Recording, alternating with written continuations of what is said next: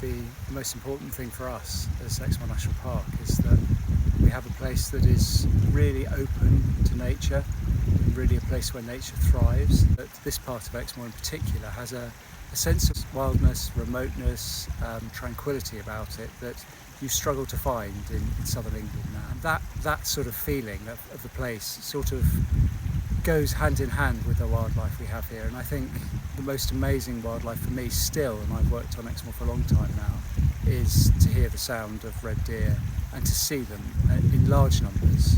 We have herds of red deer here, and just this morning we've been listening to them bolving, which is a sort of ritual that goes on in the deer world at a time when stags come together and compete with each other.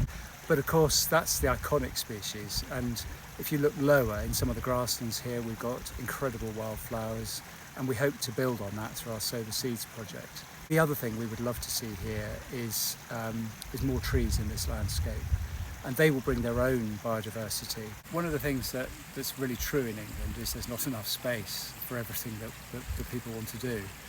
So we have to think about how we balance competing objectives, and that's true in the natural world as well. Somebody's view of what is right for nature might not be the same as somebody else's view of what's right. But what we actually have is a lot of space. We have 800 acres here, and we can look at wood pasture, we can look at more trees in this landscape, we can look at wildflower meadows, we can look at food production as well as part of this. We're in an upland, so food production is never going to be the most important thing, but it can be part of the mix here.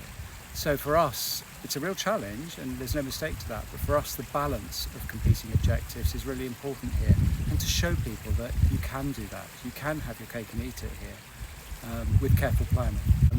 We are really aware of the lack of opportunities for young people. Increasingly people view Exmoor as a place where as they finish school they can't live here, there are no opportunities, and so the skills sector is a really important thing for us. And that goes hand in hand with the landscapes that we love and cherish on Exmoor, because to keep those landscapes in the condition that we want them, we need the skills, we need the local skills, and we need them here, and we need the knowledge here, and we need the land management knowledge here. So all of these things to play together.